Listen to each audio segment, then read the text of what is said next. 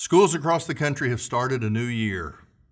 Do you know what your child is learning this year in his classroom? Let's talk.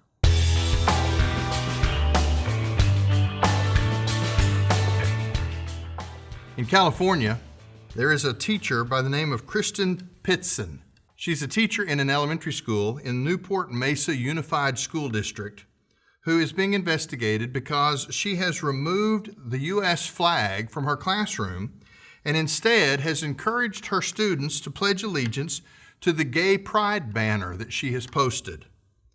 She says, "I always tell my class, stand if you feel like it, don't stand if you feel like it, say the words if you want, don't say the words." So my class decided to stand, but not say the words. That's totally fine. In other words, they started each morning by standing in silence for no reason until she told them that it was time to start school. When one of the students said, "This feels funny, we need a flag to pledge to," she turned them toward the gay pride banner that is posted in her room and said, "Here's a flag that you can pledge allegiance to."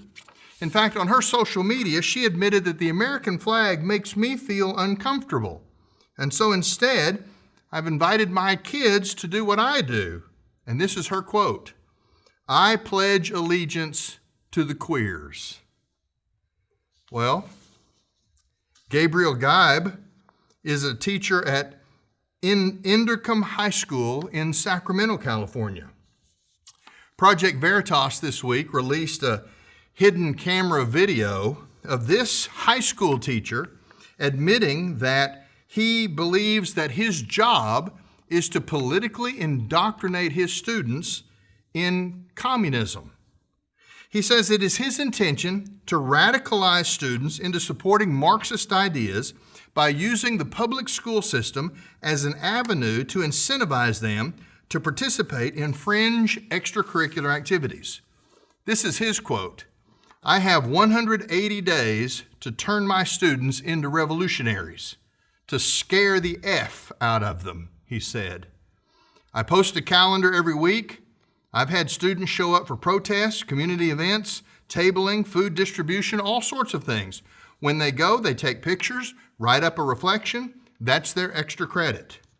He then has each student take an ideology quiz, and he posts those scores on the walls of his classroom so that the students can see which other students are not quite as ideologically extreme, or in his words, as pure as the others in the class. He then says this: "I have an Antifa flag on my classroom wall, and a student complained about that. He said it made him feel uncomfortable." Well, the Antifa flag is meant to make fascists feel uncomfortable. So if you feel uncomfortable, I don't know really what to tell you. Maybe you shouldn't be aligning with the values that the Antifa flag is antithetical to. This public school teacher is on record as suggesting that the viable solution to society's problems is the violent overthrow of the United States government. Well, that's a teacher in an elementary school and a teacher in a California high school. You say, well, but there's always those oddballs, those extremists that are out there doing crazy stuff. That certainly can't be the mainstream. Well, listen to this article.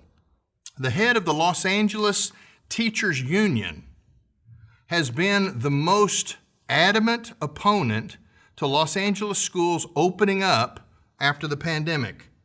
This is her response when people criticized her for not allowing schools to open up. Understand the backstory here. The governor of California, Gavin Newsom, who is not a conservative by any means, has been trying to get Los Angeles County to open their schools. In fact, he has provided $2 billion of incentives to teachers if they will just go back into the classroom so that kids can come to school. The president of the teachers union, her name is Cecily Myert Cruz. She has argued that students didn't lose anything during a year of being out of school. In fact, when questioned, she said that our kids didn't lose anything. It's okay that our babies may not have learned all their times tables. They learned resilience. They learned survival. They learned critical thinking skills. They now know the difference between a riot and a protest. The Los Angeles Unified School District is the second largest school district in America with more than 600,000 students, with Myert Cruz preventing schools from opening by keeping teachers off the job. You know those $2 billion worth of incentives that the California governor has offered if teachers would just go back to work? Ms. Myert Cruz says that those incentives for teachers to return to in-person teaching is, quote, a recipe for propagating structural racism. In other words, now it's racist to ask our teachers to show up and do the jobs they're getting paid for. Parents who push for students to return to in-class learning, she says they are part of a white supremacist thinking model. Let me tell you something, folks. I am so fed up with this kind of baloney. The idea that everything is racist and that only the most radical and progressive of any idea is acceptable. All of these examples, granted, all of these examples right now are in California, but the movement of ideas never stays static. Those ideas move across the country like night follows day.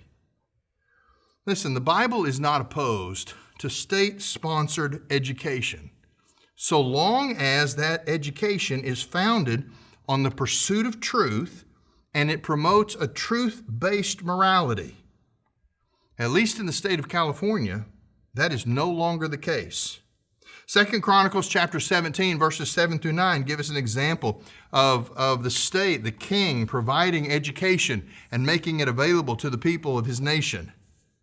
But the Bible has much more to say about parental responsibility for a child's education. In fact, if you read Exodus chapter 13, verses 8 through 16, you find that built into the law of Israel in the Old Testament was the expectation that wherever else their children might learn, parents were ultimately responsible for seeing to the content of what their children learned.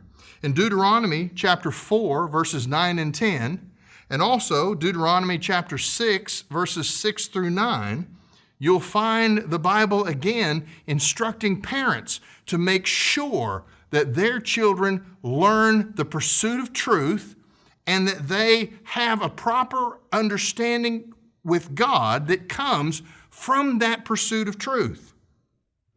In Psalm 78, let me read you these verses. Psalm 78, verses 5 through 8. It says, "For he established a testimony in Jacob and appointed a law in Israel, which he commanded our fathers that they were to teach them to their children, so that the generation to come would know, the children yet to be born, that they would arise and tell them to their children, so that they would put their confidence in God and not forget the works of God, but comply with his commandments, and not be like their fathers, a stubborn and rebellious generation, a generation that did not prepare its heart and whose spirit was not faithful to God." You see, the point of education is to be in correct alignment with the laws of the universe. That is, with the God who created all of things. And you say, well, but public schools are supposed to be value neutral. I don't know who invented that phrase, but it is not possible. There's no such thing as a value neutral school. School either pursues truth, school either seeks out truth, or you end up with kids taking ideology quizzes to see if they can spout off the propaganda that has been fed to them. Proverbs 22:6 tells us that you raise a child in the way he should go, and in his last days he will not depart from it. In other words, in our earliest years of raising children, it is vital for them to be taught what's true. We now have a generation that has not been taught truth, because parents have abdicated their responsibility for education to someone else. Now, please understand what I'm not saying. I'm not saying that in Oklahoma or some other place where you happen to live, that it's not possible for your kids to be in public schools.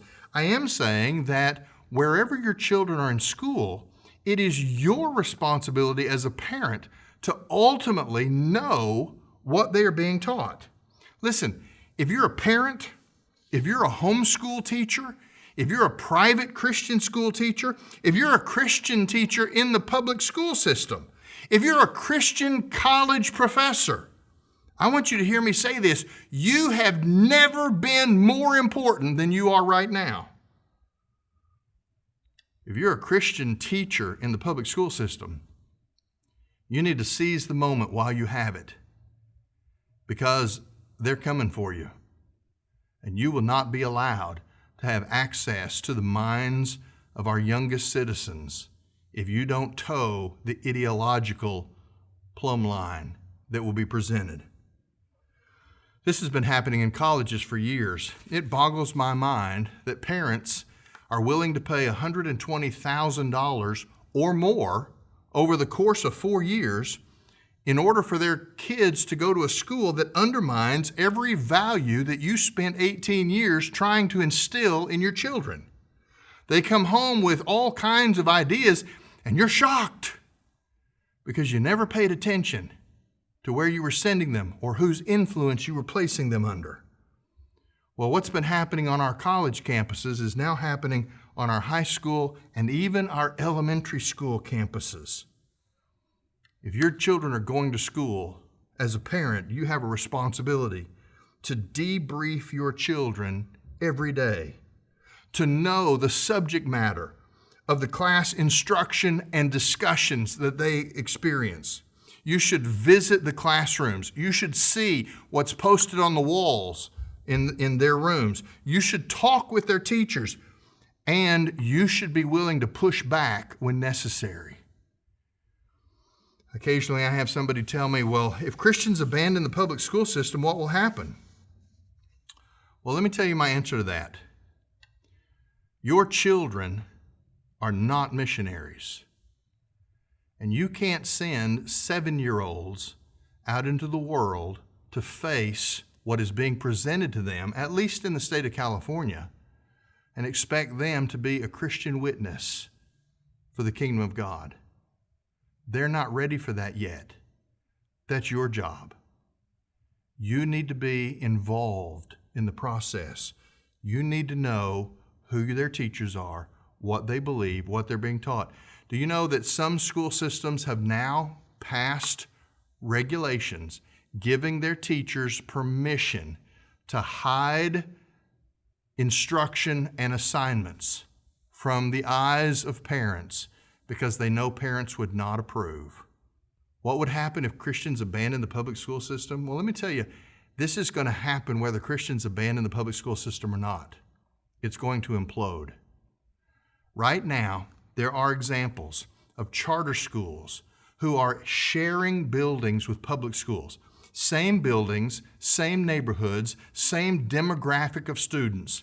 And students by a random lottery are being allowed to enroll in the charter school while their next door neighbors are going to the public school down the hall. What we're finding is that the charter school children are reading and doing math on grade level, while the public school children are illiterate and can't do grade level work. This is not about rich and poor. This is not about black and white. This is about an educational process that itself is broken by being controlled by people who have an agenda, and that agenda is not to teach your children. Now, that's okay, as long as you're involved and able to get your child to the place that they need to be. The public school system is not going to survive this pandemic. Oh, it may be here in 5 years, it may be here in 10 years, but it's eventually going down. Why? Because it no longer educates. And those who are educated in the next generation will be the leaders The only question is, will they be our children? This is Truth Currents.